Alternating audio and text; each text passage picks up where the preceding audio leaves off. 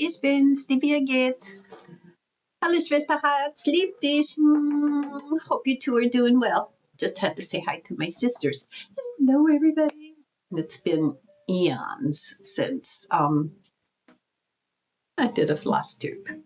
So today, thank God I got it in before Christmas. I have mostly samplers to show you. Hopefully two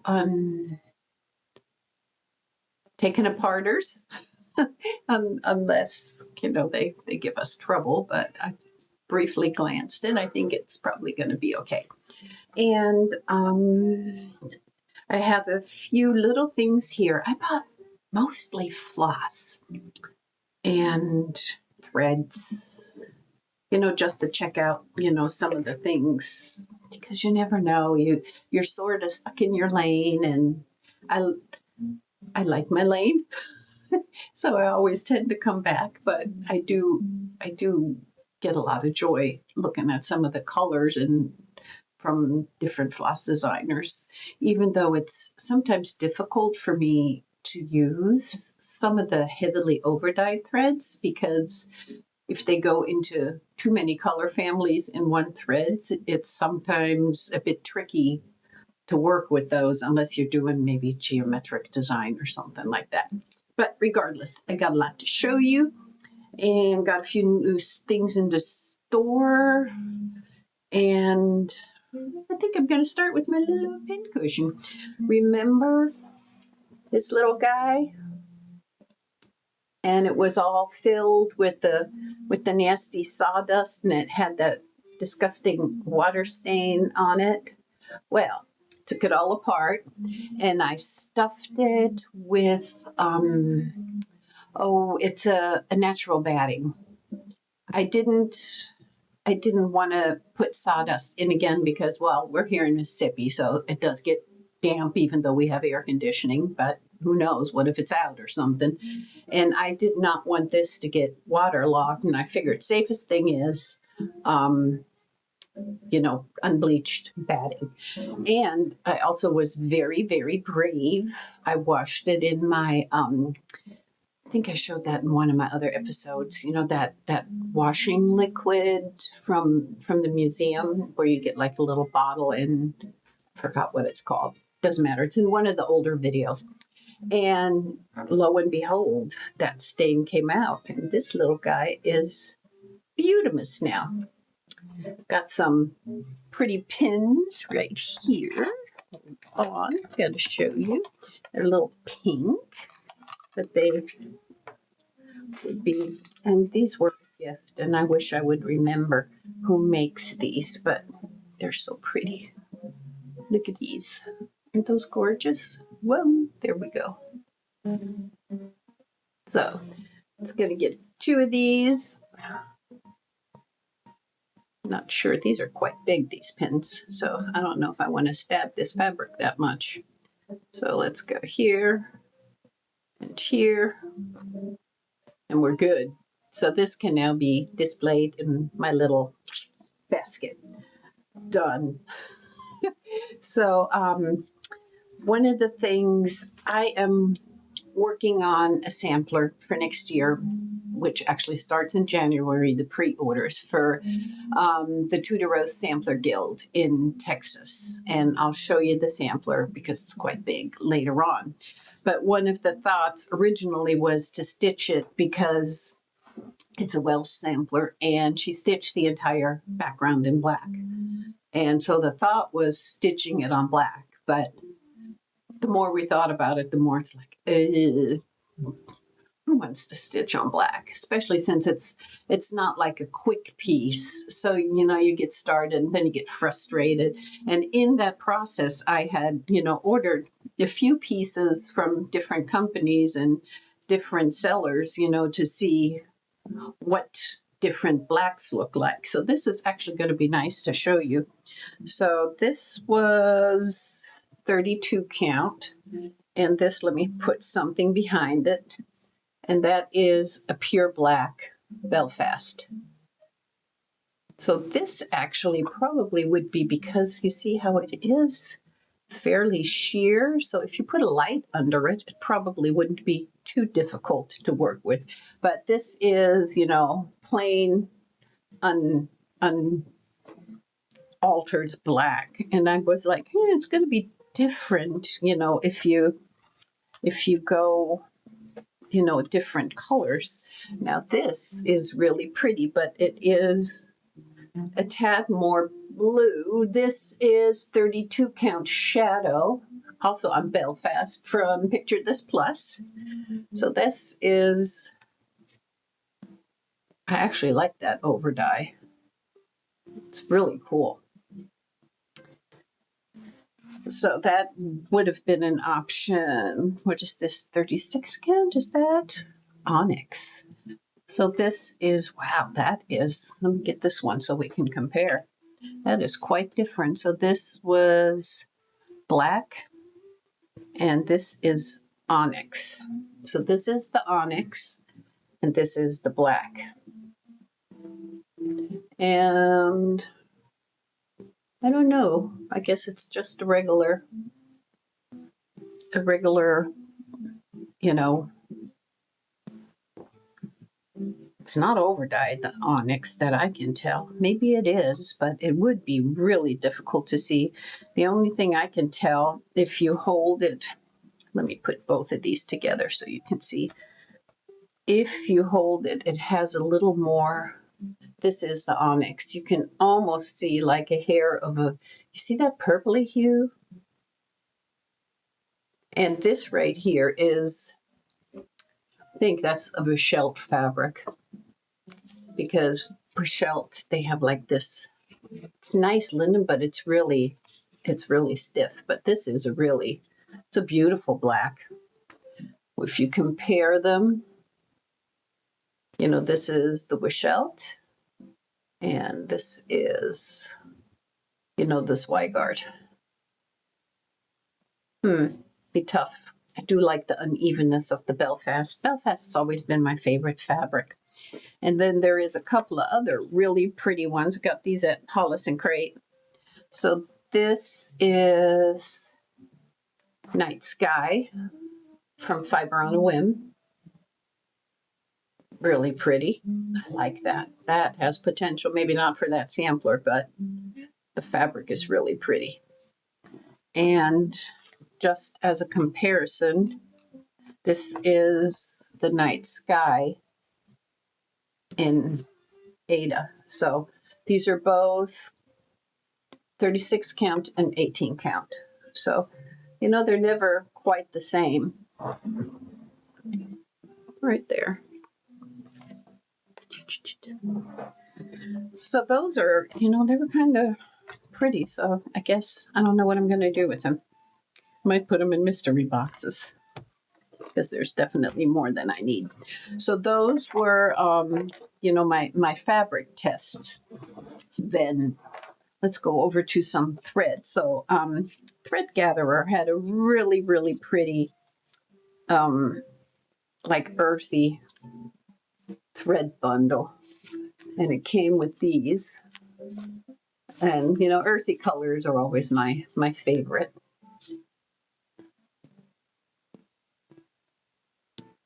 And we have Wintered Grass, Woods of Gold, Quarter Sawn Oak, Mississippi Mud, and this is Bronze Age Green.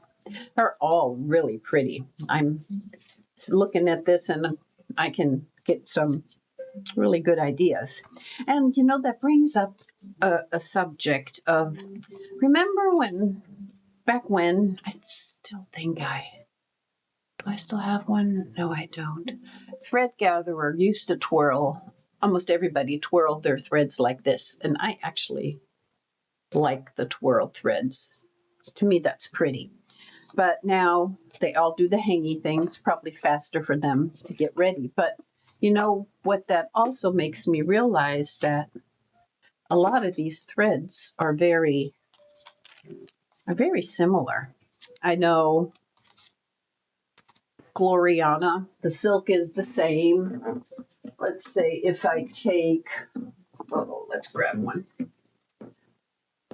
You know, style-wise, if, you know, this, if I wouldn't show you the labels, you know, you'd think it's the same company. It's hard to tell a difference. The only, it's 5 yards, 5 yards. I think Gloriana also sells theirs like this, but I think Gloriana might have 6 yards on theirs, if I'm not mistaken. And they're, all of them are 12 ply, if I'm not mistaken. So then, you know, Karen, you know, the water lilies, they still stand out, you know, in no mistaken who this is. When you see them, no matter if they have a label or not, you can tell, oh, you know, it's the water lilies. And I do love their threads a bunch, but, you know, like I said earlier, it's difficult, you know, to, like this, yeah, could maybe go in a flower, but, you know, they have sometimes so many different, like, I love all of these colors in here. Hold on, it's going to come in focus, isn't it? Come in focus. Or don't focus. You know, but you're going from greens to blues to, would be difficult to you know, put that in something as maybe just, you know, filling a square or something like that. But I still like looking at them. I still like feeling them. It's really nice. You know, here is this I could see in a combo. So these are thread gatherer and classic color work. So this is one of the thread gatherer threads in one of my samplers. And this is going to be the 2 colors in one of my samplers. So these 2, and they were just laying there. And I was like, oh, you know, together, because I was working, making the thread pack for one and working on the other. So these 2 greens are going to be for this sampler, not this one. Hold on, these 2. I'm still constantly struggling with forward and backward. Can you tell? Everything is so mirror imaged. So these 2 colors are going to be, you know, for this sampler. And then I was working on, you know, something else, and I saw these together, and I was like, ooh, these got to go do something together because they're so pretty. I really like those. So who knows when I'm going to get to that. Then next, I had some leftover boxes way back when I bought some, when Kreinik has, you know, the silks, the silk morai that Kreinik had. Well, I used the boxes. These are really pretty clear boxes. And when I was done with them, I put my over swat in because they fit so perfect.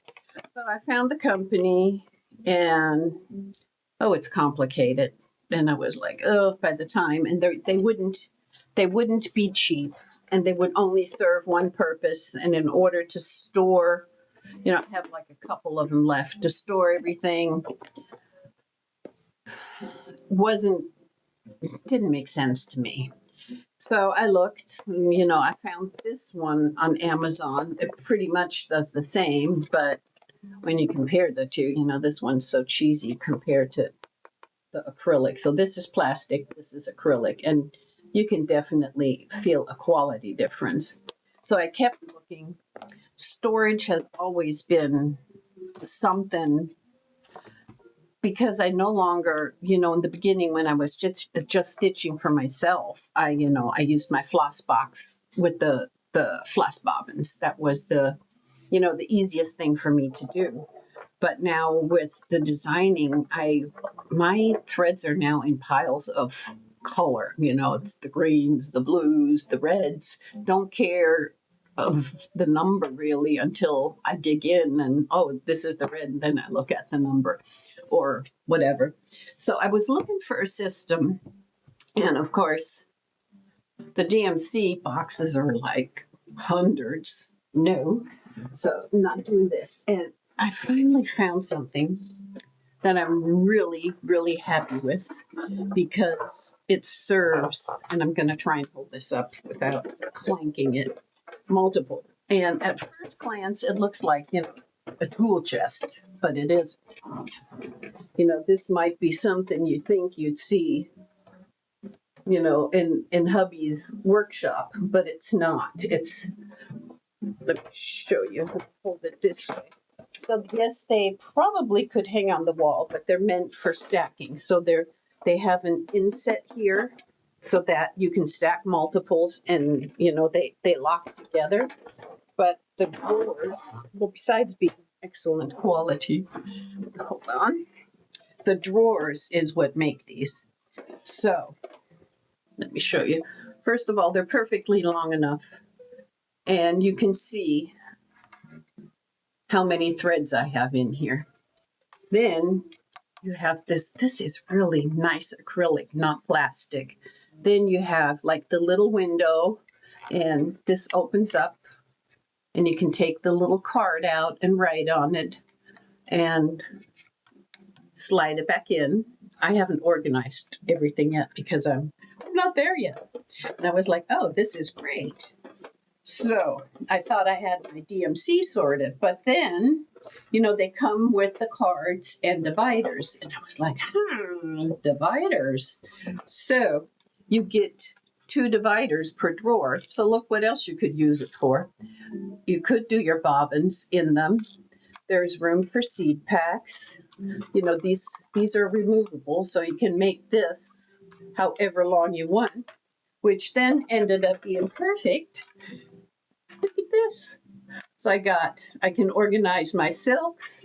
I got a spot for my leftover Krynic threads. So this is really so functional for me. So I bought 5 or 6 of these, and they are not cheap. Well, they're even more expensive now with the tariffs. When I got them, they were like $58 a box. And they have different amounts of drawers. So I got the 20 drawer, and I have no affiliation. I did get them on Amazon, and they're called Arteza 20 drawer storage cabinet. And now they're around 80. But when I bought 5 of them, there was like a volume discount. So don't know if that was a special thing. So they dropped down to 60, which was really, really good. But this is probably the best storage system I've seen in a long time, getting, most of my flosses stored away. The other thing with that is I'm trying to still figure out how to get my hanging ones. Right now, my hanging ones are all, like these kind of bundles. They just hang on their rings. So I don't know if I would, put them in like this. If you have a solution or you think of something besides, how they could fit in those drawers, let me know, because I'm open to any suggestions. And then I did get some more because I wanted to compare the excess commodities. So this is the the Overswa metallic threads. So I did get, and yeah, they're in my little. I always get these. They come from England, but I buy them on eBay because they're the best price there, much cheaper than anywhere else. So I got a bunch of threads, and filled one of these up just to have, because I do like working with metallic threads. So this is the number 4 braids, and I picked the colors that I thought I might have some use for. So, and these, I haven't looked if they could fit there. They look so pretty in here. So for now, I'm leaving them in here. And let's see. Oh, let's finish up with the needle minders. I am going to start carrying some of the little needle minders here. So these are, there we go. It's a little acorns. They're pretty for fall. And this one will go for all of those who ordered Emma Matthews kit. They will get one of these as a little free gift. Then these are Chem Scott needle minders, and I like it. They work really well. Whoa, that light's bright, so can't see the texture though too well, can you? I wonder if how does you focus? You focus. Ah, whoa. Yes, it does focus. Look at that. So that's a little beehive. Guess I just have to hold them super, super close. Then there's the little angel. I like this one too. Looks like the Black Moon Cottage. Except this has two houses. So that's real sweet. And last, I collect cheap, so this one, of course, is my favorite. Let's wait till the face comes up. Hey, little sheep. Yeah, well, you get the idea. Silly me.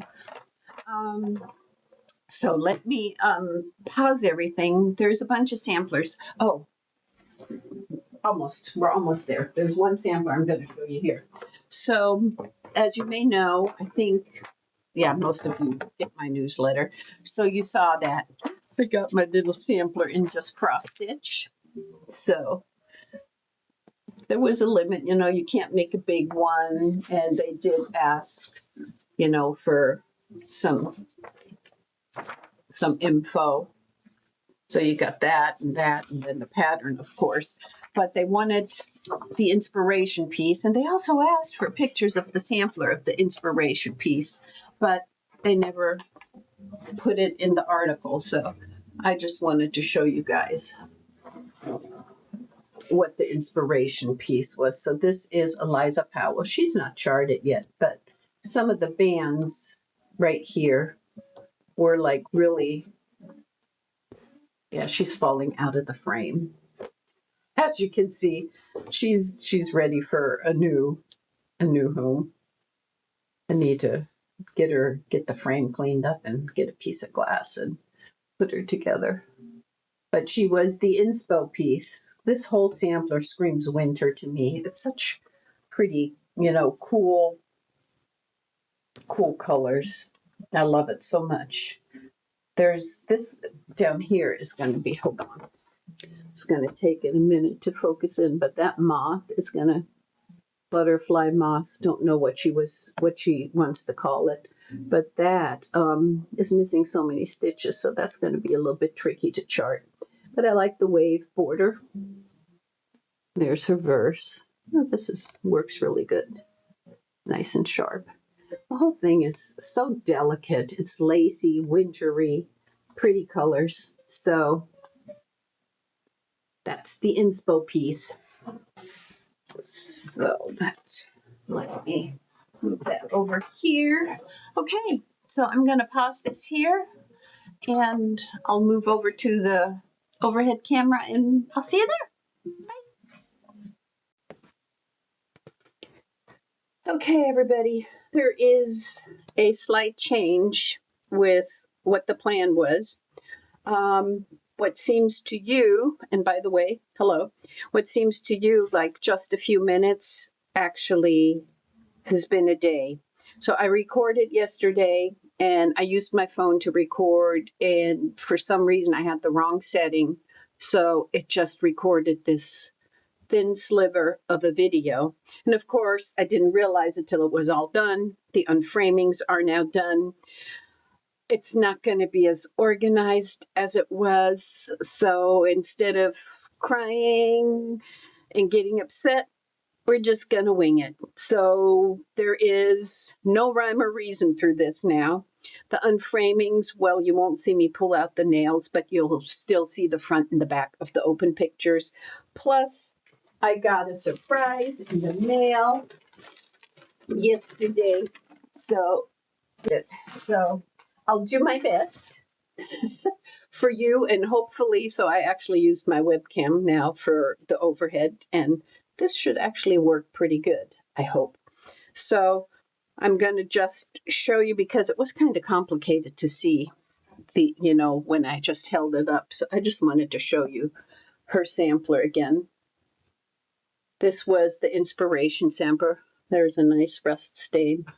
But this one, and these were some of the borders I put in there because they're so pretty, as are these right here. Then there is her little verse, Miss Eliza Powell, and she's got these. She was 11 when she stitched this. And there's her sweet bottom. I think this is so, so pretty. And this is pretty much the same back to front. So she just used really delicate colors. This is going to be reproduced. I just haven't done it yet. And this border right here, the wave border, is really effective. And look at how pretty that looks. So this was her. So I had a set of 3 samplers I wanted to show you that I wanted to do for next year for the holiday, July holiday, because they are definitely red, white, and blue themed. So this one is a Welch sampler, and this was one that was stretched, and I actually took it out. It was stretched. It came to me stretched on a wooden frame, and it was nailed in. Here are some of the nails still in these rusty nails, and it just was haphazardly stretched. My hands afterwards were black. It was so dirty. So I think it was also full of soot. And isn't this pretty? Look at that border. So, you're just going to now see it this way and not the mess. But I do have still, hold on, some of the newspaper that was in the back. And this is, I don't want to get my hands all messy again, so I'll only touch a little bit. So this was a newspaper from September 27th, 1906, South Wales, something Empire. And you see all of the help wanted ads for drapery assistant, clothier, dressmaker. So sewing was definitely something that was needed, judging by this. And this looks like it was some sort of a paper bag when you went clothes shopping. But this was all, much later than the sampler. Let me just get that into view. So, Miss Mary John. So we have a collection here. Let me hold it up a little bit. So this is Mary John, her work. And she was 10 years old in 1847. And so this definitely looks so much like a sweet child sampler, doesn't it? Down here, her little, the cat, the little boat, little sailboat. This is just so adorable. Then you got the animals. Look at this. I don't know what kind of bird that is with those long feathers. I'm thinking, what was it that my grandpa used to hunt? I forgot. A pheasant? Or does she think it's a peacock? I don't know. Who knows? But it looks really good.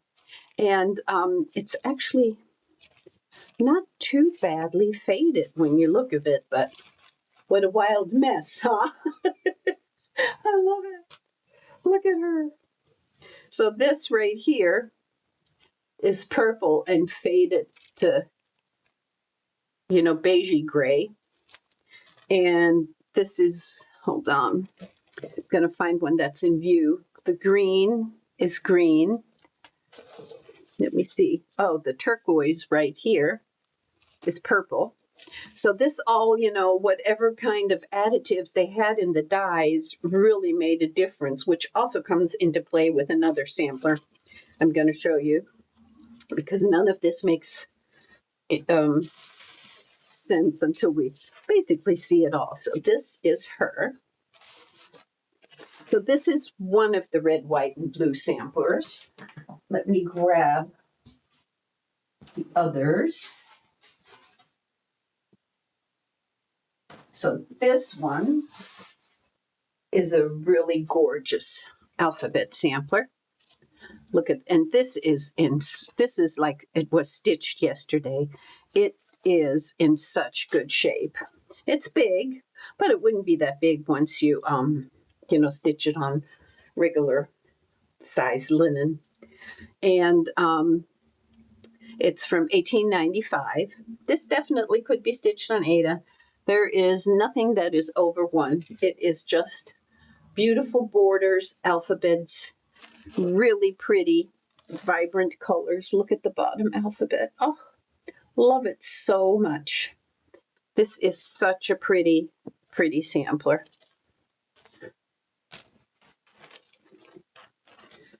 There we go.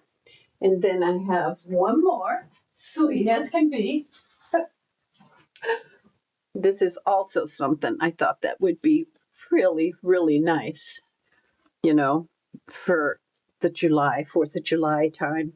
And this also, it's European, so we only have the initials, and most likely, dare I say German? It could be German or from around there.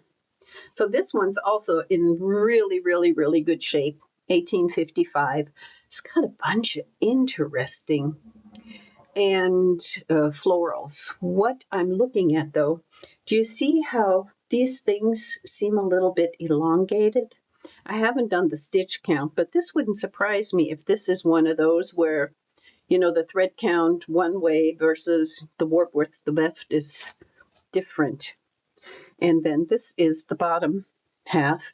And the only little issue it has right here has a little tear. That's quite easily fixed. Put a little patch on the back and be done. But isn't that pretty? I love this so much. And then let me show you the back colors. They're a little bit more, little wilder, much more vibrant. I like the front. I really do. I don't know about the back. It's tough. It's tough to make a choice here. Charting both is always work because, you have to go through. But, the one thing that the front is missing, it's pretty with all the beige, but I almost think this one might be worth charting from the back. I don't know. Let me know in the comments what you think. I know I could do both. I might just do that. But isn't it funny how it looks completely different front versus the back? What a difference. So bright and chirpy. So that was these. Let me just give the board to put them on because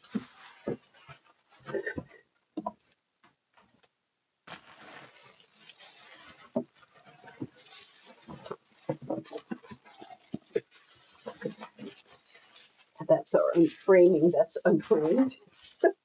Leaving that there for now. Okay. Then put you right here.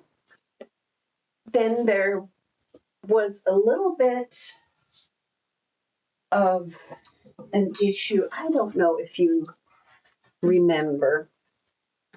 I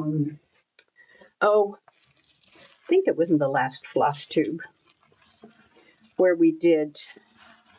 I need to get something under here because we're doing the other one first. There we go. Yeah, this is where I said it's a little bit discombobbled everything. So this is LSC. And she was, we saw, I think we had her in the last Flosstube. So what's happening with LSC? Let me show you. Let me take out my little pins.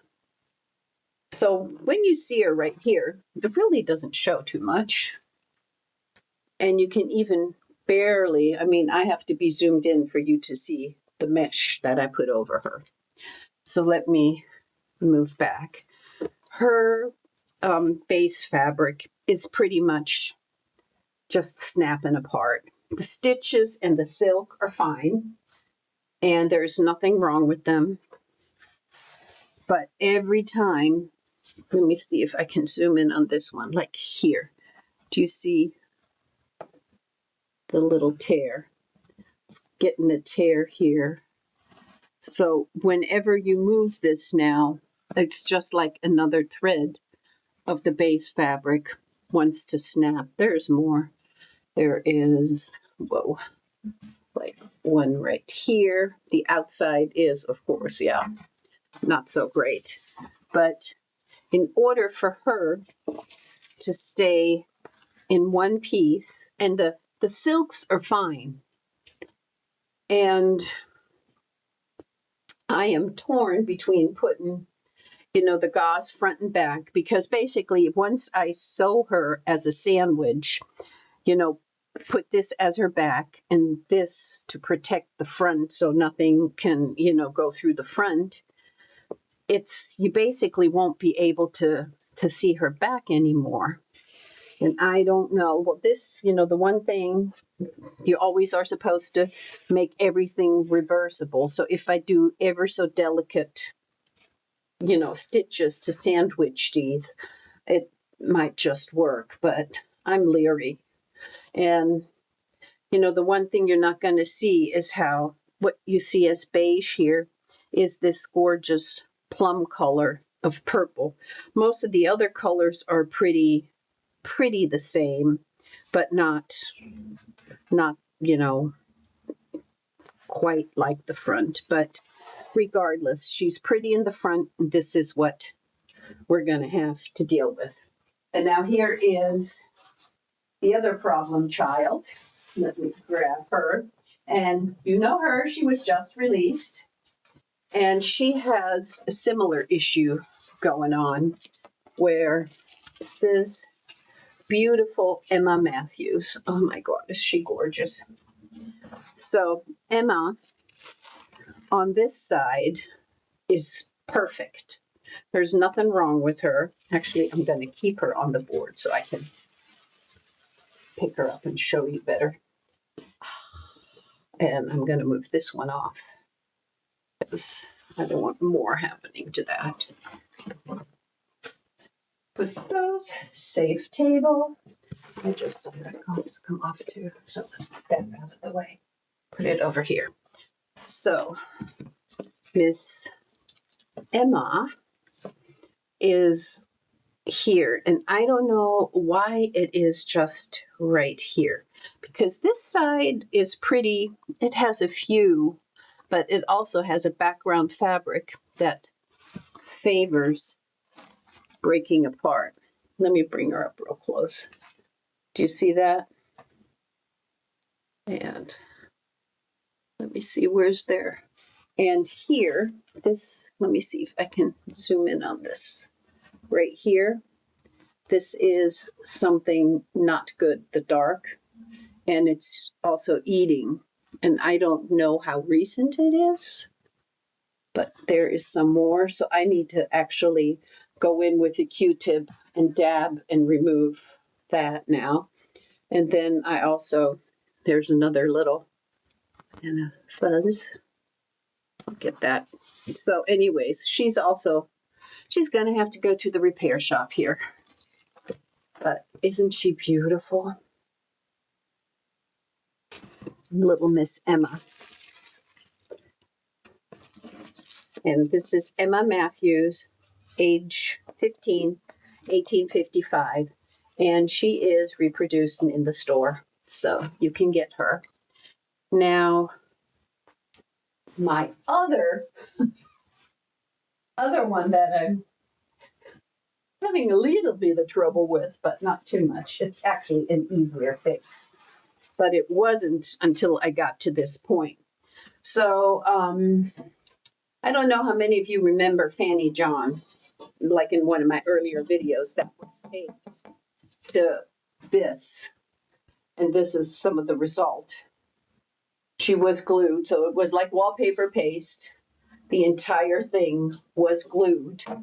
And in the process, when they glued her to that piece of wood, I thought I was never going to get it off, period. I had resolved myself to, oh, it'll never, come off. But it actually did without, I couldn't use water because I don't know what the base fabric, what condition that is under all this stitching. So right now my chore is, there's my thread. So I'm whip stitching with a tiny needle around the edge. This side more, this side and this side, because this still has a little bit more. It has a few things that need fixing. A little bit more of a, I don't know what the word is for that in English. Whatever.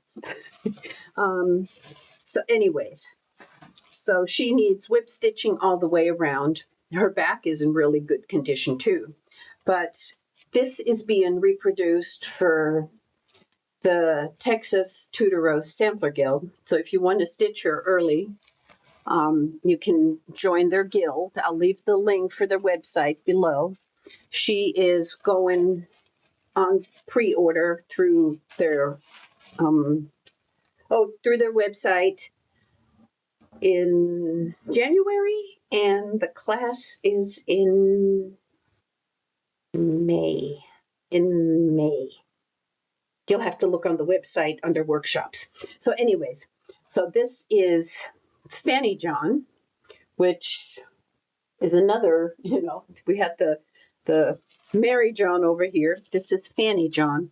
And one of the things that was debated at the time, if we should really, do all the background colors, because, the thought first was, let's stitch her on black. And then it was like, oh, nobody wants to deal, with black fabric, over a longer period of time, because she is not a small stitch. You can see that this is a pretty big sampler. So, it's going to take some time. So we decided to stitch her on the lighter fabric, but the green was assumed to be a different color, but it ended up, once I had her off, the entire back is also very vibrant, just like a Welsh sampler, but it's all black. So what I'm assuming that this sampler took her some time to stitch and complete, especially that dark background. And she probably did not buy, like we do nowadays, we buy all the threads we need at one time, so we're good. She probably bought over time different bundles of black thread having different chemicals that faded to different colors when the light hit it. Because why would it draw the line here, this be green and this be black, when clearly in the back you can see it's all the same color. It's all black. So it had to have been the type of thread she used, in these different sections, which I think it's going to be good anyways, because her motifs show up so much better, with the single color background. So much is swallowed up here. Like you can't even, like here you can see the pretty, the green. This is such a gorgeous motif. And here you just see the red. And the same for, her fruit baskets. It looks like this one has no leaves. So it's much better to have it, all one color, which I'm really thrilled over. So yes, she is going to be, a year. I don't know what we decided on, either a year or six months. I can't remember. So it would be at least the end of next year before, she would be to the public, from my store. But she is pretty, and which was interesting. So now we're just gonna go here. So this was, let me turn it this way. I took the glass out and threw it out already. So here is the other surprise. So now you say, oh, that looks just like the sampler we just saw, doesn't it? And it is almost, the same. Did my camera move ever so slightly? Why does it look not straight? One moment, please. There, that looks, something must have moved. Sorry about that. Now, yeah, this looks straight. So this is much smaller, but let me bring the other one back again for you, to compare. So this is Rachel John, and I don't think they were related. She was 14, and she stitched this in 1832. This one is Fanny Johns with an S, and she worked this in 1868. But you can see right here,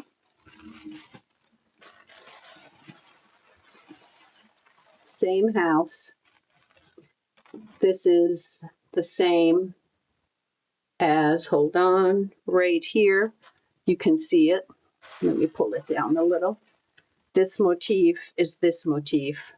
This right here is the red motif right there. Her Adam and Eve is up here, identical. Her fruit baskets, the same as these fruit baskets. And it's on and on. It's like almost every motif. The only thing that I don't see in this one that she has, well, she has a couple of things. So, hold on. These are definitely not in there. And I'm going to bring this up close. And this one has an alphabet and a verse, which the other one also doesn't have. But this is also a motif that's in there. This is, and it looks very brownish. And we're going to check that. But I wanted you to see some of this first. Especially, look at those fabulous, fabulous peacocks. Aren't they stitched just wonderful? Wonderful, right there. So when I took it out, so I'm going to remove this now. It was fairly easy to get out, but what they did when they framed it, so this was like a framing job from probably 1930, 40 or whatever. And this was the only other thing found. Don't know. Village, plain, can't read that really. It's a nice scribble. But they glued and sandwiched her into here. So, which was not good because she was already pretty damaged, down here. Let me show you. Turn her maybe like you can see where all the missing right here. And you can see all the glue right here. And I don't even know how this is going to be such delicate work if I can even get it off. But what I loved is that you could see that she did use some color where the front looks all, one color. This does have, a little bit of color, even though it's soft. There's pale pinkish, like the fruit basket. Oh, zoom. There we go. The trees, they show green instead of brown. And the border shows the roses were pink with the green border. Where in the front, And the alphabet, you see that? Different colors. You wouldn't have seen that, so let me flip her around. Like the alphabet here looks just like various shades of beige brown. So this one would definitely be worth, charting in the colors from the back. The other thing that was accomplished, so she was, this is extremely fine linen. It probably is like 50 plus count when you consider how big the other one is. But let me see, 1, 2, 3, 4, 5.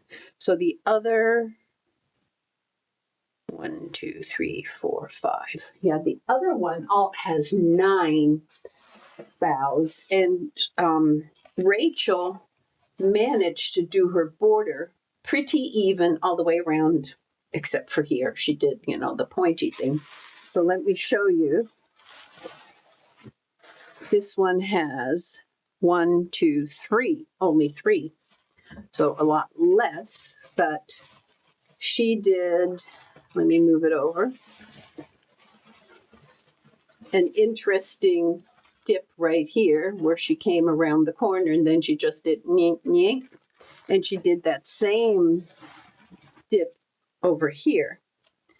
But she made her 4 corners, because she put those dips, her 4 corners are nice and even all the way around, which is pretty good on her part. So they both have pluses and minuses, so kind of fun to see them two together. Wish I would have known if they were relations, but probably not. But it's probably some school they went to where this pattern was, and they gave them the motifs, or they had a book. I don't know. It's not something that is easy to research because the last name is, John is like Smith, so not very easy to figure out. So then let me show you the Madonna close up, and let me put this under her so that she is in such good shape. Oh my goodness. It's like she has no age. But it is a very, Manshi, you can't be in here. Mommy's working. Sorry. Come on, sweetie. Looks like Daddy didn't close the door good enough.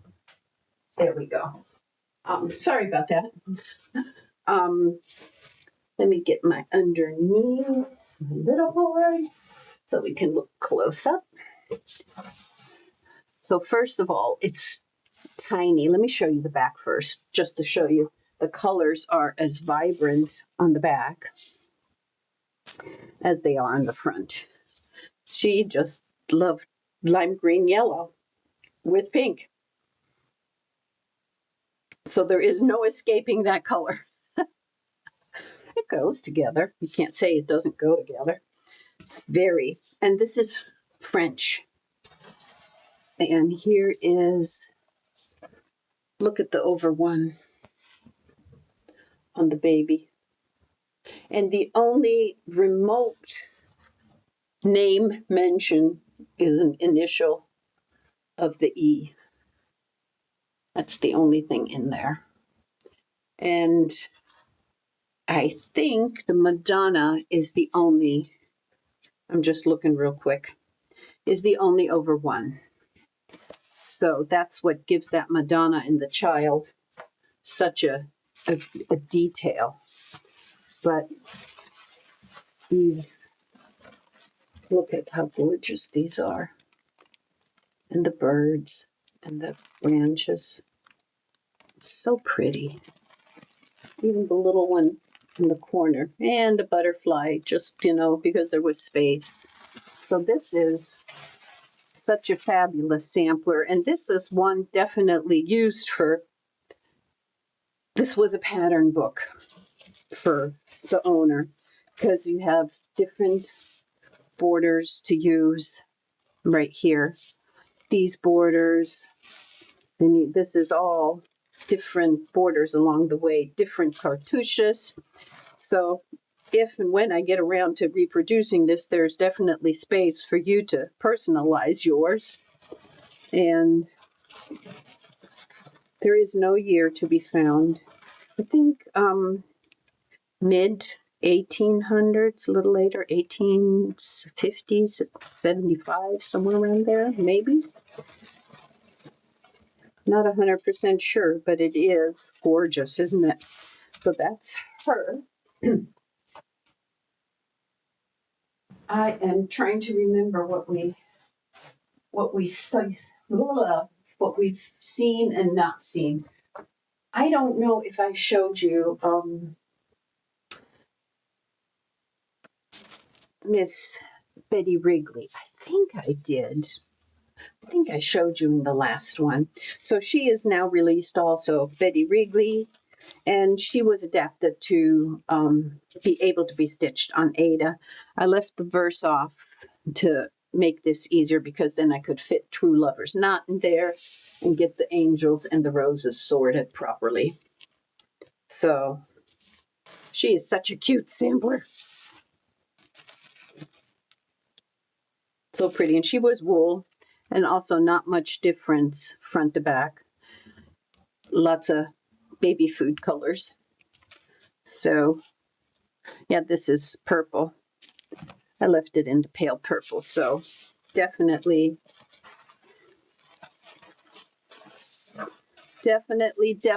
cute. And I have a couple of store models that are done. I wanted to show you. And then we'll check the other unframing and also open the box. So this is Black Moon Cottage. And it's stitched on, this is 36 count dusk with gentle art threads. So pretty, isn't it? Very, very pretty. I love how this fabric looks like a evening sky. This is the little autumn sampler. This is not in the store yet. Where's my holdy thingy? Here's my holdy thingy. It's not in the store yet, but it was in the autumn box. So whoever did the autumn box has got it. So this is sort of matching the winter little sampler that I have. There are some little beads on there, little specialty stitch here and there, and a little pear tree. So, real pretty. Maggie, you did a fabulous job stitching that. Love it. And this is finally a nice model besides what's out there on my cover of the Home Sweet Home sampler. And I've seen many people, which is what I was hoping, adapting this to all sorts of different ways. And Diane stitched this for me. I appreciate this. So, and colors came out so pretty. It is such a pretty sampler. Super Art Deco. So that's it for the store stuff model. Oh, let me show you real quick while I have them here. The bags that are new for the store. So there's 2 bags. This is the, these are pretty big, just so in case you were wondering, and they hold a lot. These are the totes. So this is the dragonfly tote, and it has a dragonfly pouch, different dragonflies, but they still match. And this is the William Morris bunny. It's the same front to back, both of them. And here are the new pouches.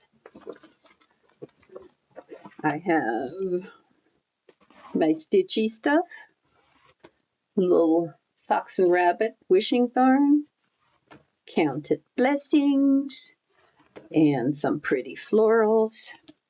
And this is also my stitchy stuff, and I actually loaded this up because people always think nothing fits in here.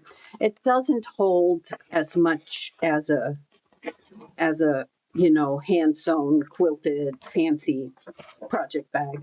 If I take my chart, my working chart, out of the plastic, you can get it in with the plastic, but it's a little more squishy to do.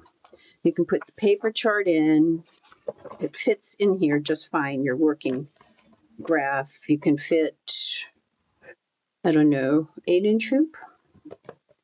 You can fit fabric and threads. That all goes in, and then you just zip her up. And it fits. So those are these, just so that you have an idea on the size.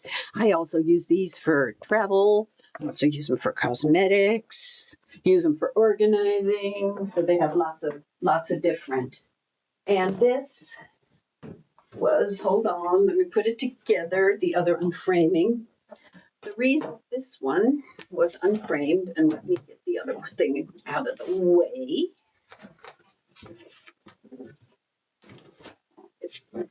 Let me move this and bring in this. So the reason this was unframed is because the sampler, number one, even though it was a brand new, pretty much brand new, well, I would say within the last 20, 30 years framed, it has to be 80s because this is still a real wood frame. The color for this is just too much on the sampler. When you walk in the room, all you see is this glowy, shiny gold. So I may paint this a different color and use it for something else because it is a really nice, good wood frame. So then what happened is they squished it between, so this was sewn up here, along here, which was good, was done well. And so they had the mat board here and the foam core. See, mat board, foam core, and the piece of glass was laid on top and everything around it was taped shut. So the glass was taped to this. This thing wouldn't move, but that is not an ideal situation for a sampler. And you can already see, look at the fading going on. So this little guy, obviously the glass was not museum glass, or it wouldn't look quite so bad. And let me flip it on here. So actually I could just use the back because that's a nice right size and we can look at it. So let's look at the front because this is Friesisch, Friesian, I don't know how to say, like we have Ostfriesland, Nordfriesland, we have like Friesland in Germany, and it's near the Holland-Dutch border. Look at that, how pretty. And those beautiful eyelids. So that's where this is from. And I don't know if I ever found a year, but it's full of a gazillion initials. And at first glance, you don't pay attention of some of the big initials because they almost look like motifs. Aren't they gorgeous? Look at AP, IP, AI, PI. So the P's, another IP, and then this is Harvenga. Harvenga, I can't tell if this looks ER, that must be an R, so HAVENER is what it looks like. And isn't it gorgeous? All these motifs on here, and I love those alphabets. They are stitched so perfectly. Look at that. And even this little border is gorgeous. So let me turn it around so we can see the back. And it is quite a bit brighter on the back. I haven't pulled out the threads. This is where, the framer attached it. But it's in really, really good shape. There is nothing wrong with it. One of my favorite things is she dragged a thread from here to here. So don't ever feel bad. Look at, drag the threads here. These are, I wonder if these are making this pucker right here. You can also see, you know, different types of thread. Like this is different. You see that?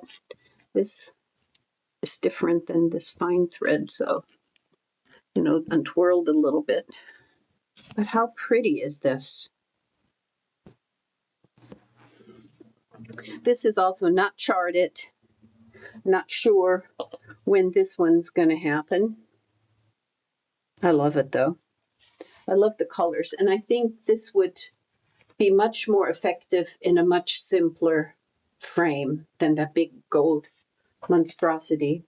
So that's the plan for this. And let me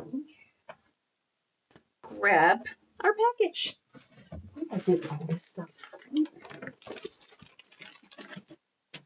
Oh, it feels like it's good. Let me make sure I'm not forgetting anything. Here, these were the unframings. We did that. Got her, got all of these samplers. Did you guys? I think we did them all. Yay. So, and this is, so instead of an unframing, you get an unpacking.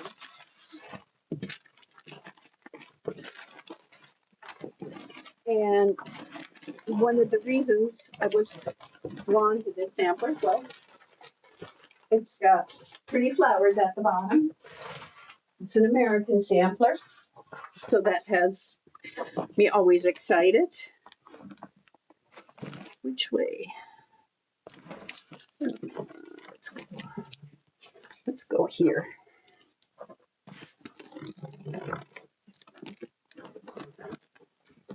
I want to flip it around because it shows the address, you know, the sender's address on there, which is not good to do. So if just one side open enough.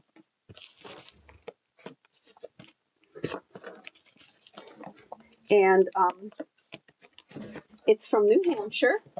So this is like another New Hampshire sampler. How cool is that?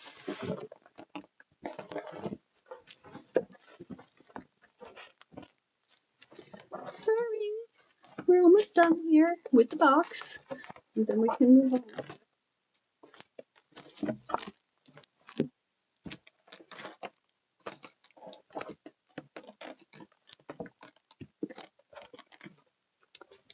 Well, it was packed well, guys.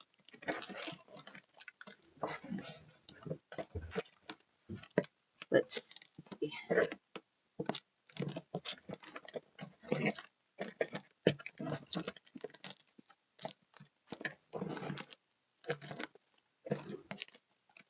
Man, suspicion. No, not suspicion.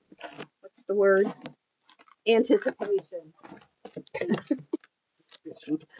Silly me. You know, you think I'd know my English by now after all the years I've been here. Okay.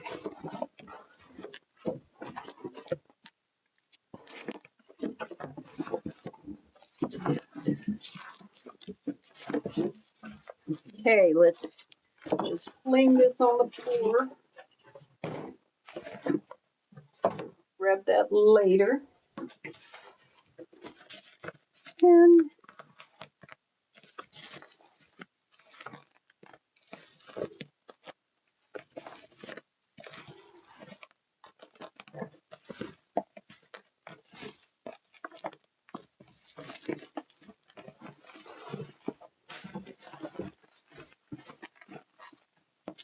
well, I'm going to be all set with bubble wrap for a while again.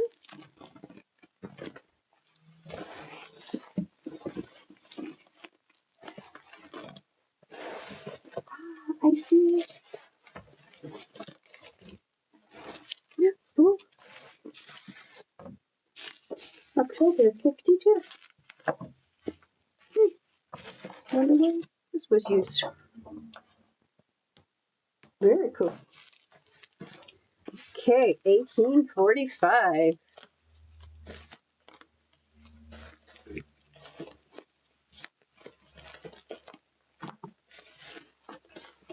And here she is. Most unusual first name, too, I must say. Her name is Kezia Peavy, and she was 11. And look at her pretty. So this is all wool, and I think the wool was way too thick for the fabric she chose. And it has, ooh, we have to, we might be able to just open that. Ooh, I think we're good. We might be able to have an opening after all. So, isn't this gorgeous? And I just wanted you to know that Kezia Peavy was born January 1834 in New Hampshire. Her father was Deacon Bryant Peavy, was 26, and her mother, Anna Twombly, was 24. I hope that's how you pronounce it, Twombly or Wombly. I don't know if the T is silent. She married Orlando Young in 1849 in Dover, and they were the parents of at least 2 sons and 2 daughters. They lived in Madbury for a while, New Hampshire, and then they moved back to Dover. And she died in 1916 at age 82 and was buried at Pine Hill Cemetery in Dover, New Hampshire. So that is Miss Kezia. Never heard that name before. I think it's kind of cool. And what do we have here? Oh, my goodness. Really? You're kidding me. I can just use my fingers to unframe? That's a first. Well, guys, that was the easiest thing ever.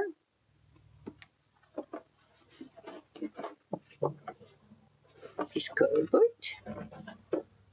And another piece of cardboard. Oh, and that piece of cardboard.